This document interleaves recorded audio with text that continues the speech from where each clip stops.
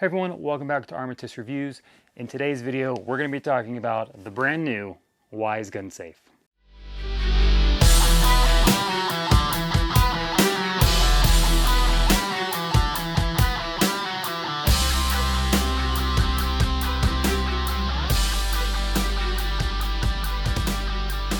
So the WYZE Gun Safe just got delivered to my door like an hour ago, and I wanted to get a video out there because there isn't a lot of hands-on experience out there right now because it's brand new.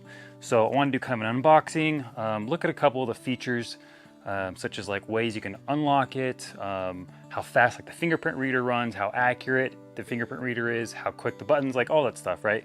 So it's this video is first gonna kind of turn out to be sort of an unboxing video. I'll keep it short, cut out the boring stuff for you guys, and then I'm gonna mess with it, set it up, and just see how it runs, see how it works. And then I'll probably do a more in-depth review in another video later down the road once I've had time to kind of test it out more thoroughly.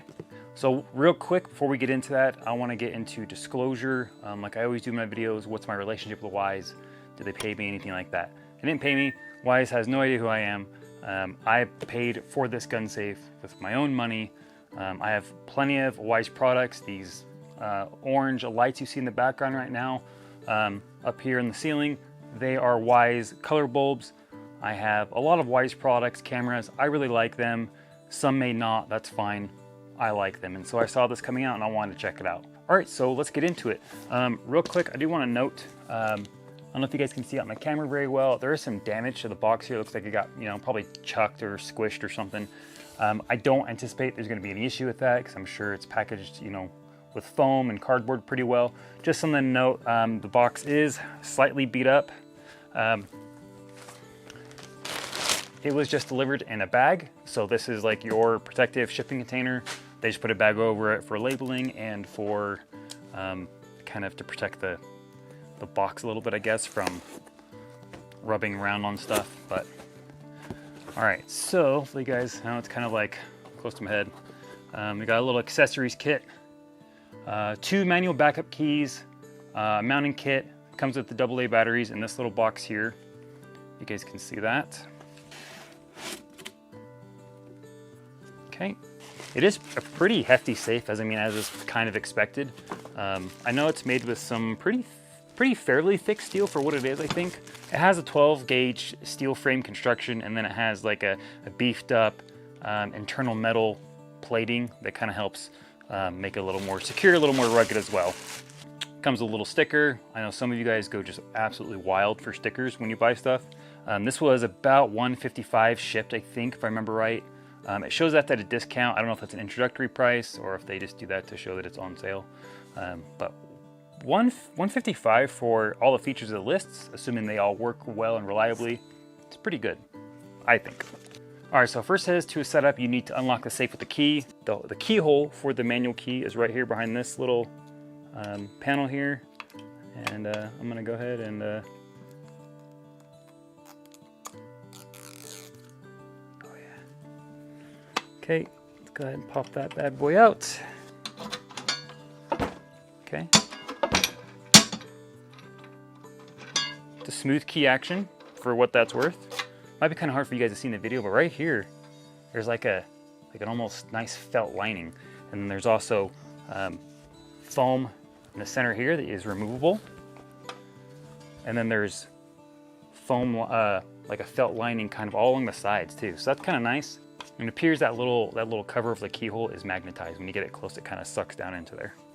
So then once you put the batteries in, it wants you to sign into your WYZE app, which, like I said, I already have. I'm assuming it's just going to have you go into add device and add the new safe. Pairing successful. Okay, as you heard, pairing was successful. First try, no issues whatsoever. Just bam, done. It's gonna have you set your code, your PIN for the safe. Place your finger on the sensor to scan. Okay. Scan your finger again. Scan your finger again. Scan your finger again. Scan your finger again. Scan your finger again. Scan your finger again. Scan your finger again. Scan successful. So as you, I think it was 8 times it has you put your finger, whichever finger you're using, on the sensor repeatedly.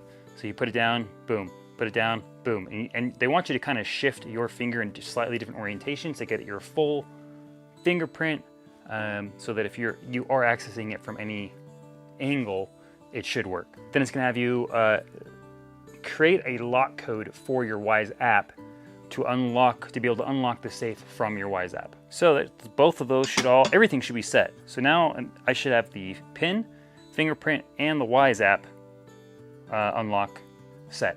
And I closed this and it just showed closed. So it has a log as to when it's open, closed, all those things, which you would expect. So let's go ahead and try opening with the code. Okay, that was a tad slower than I kind of expected. Buttons you can hit fast, and it just takes a second. Pops up with a little bit of authority, and it beeps. It has like a little notification. I'm sure you can turn that off. In fact, I'm almost positive you can. We'll check that in a second. Okay, fingerprint.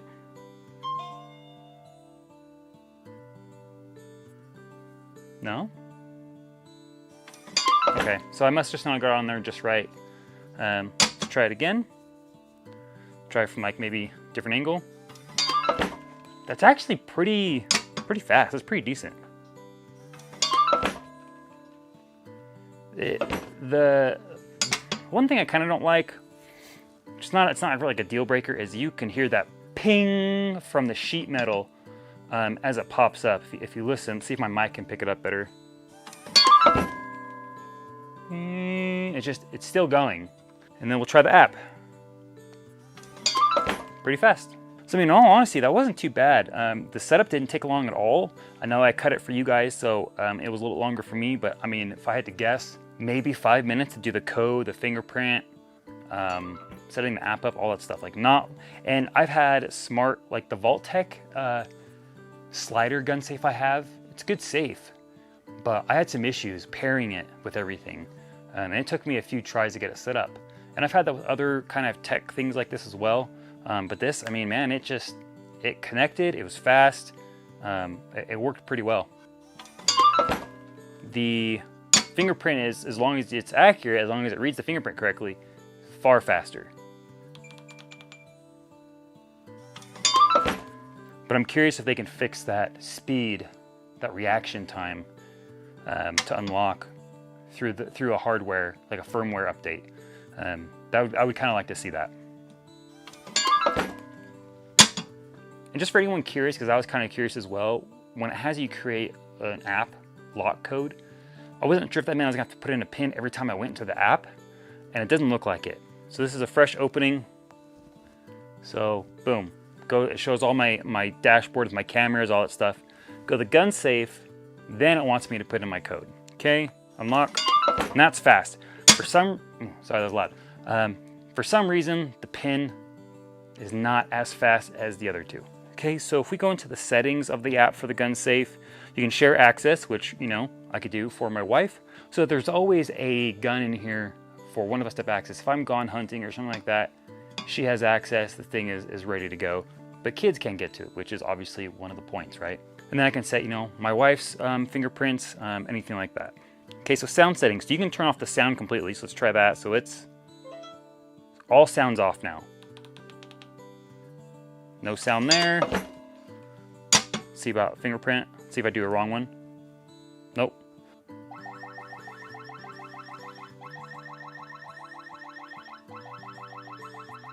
So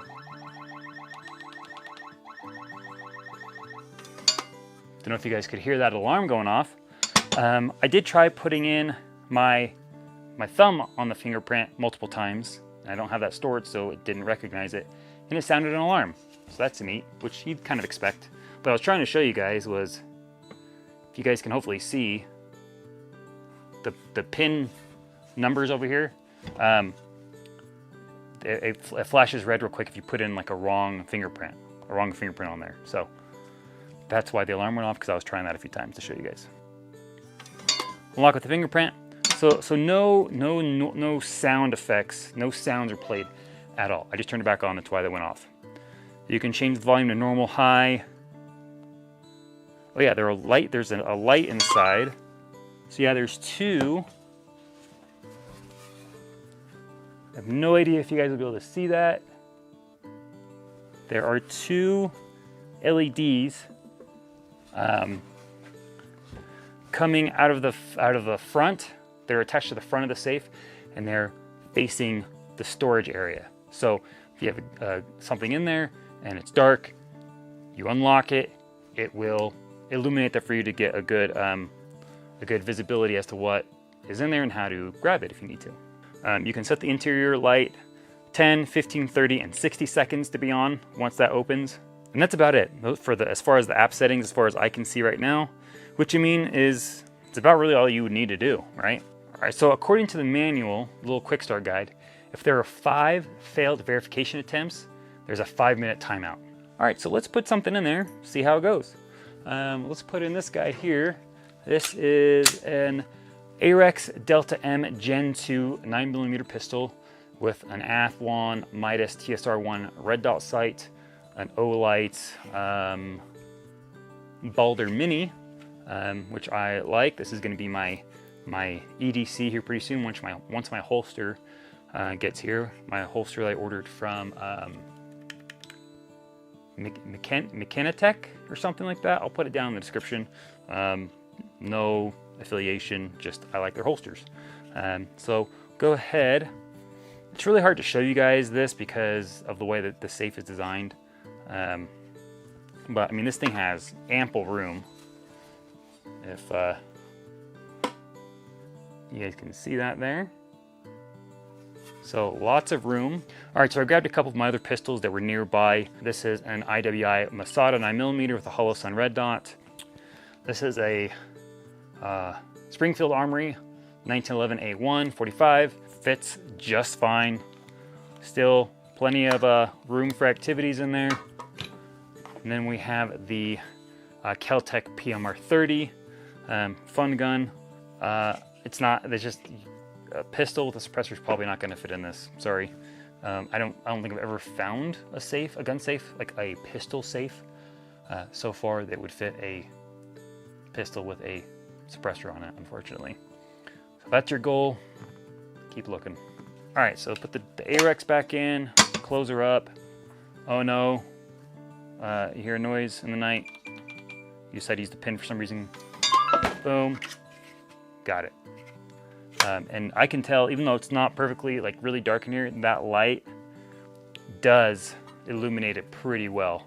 I'll try to take a picture of it with my phone, see if I can capture that for you guys.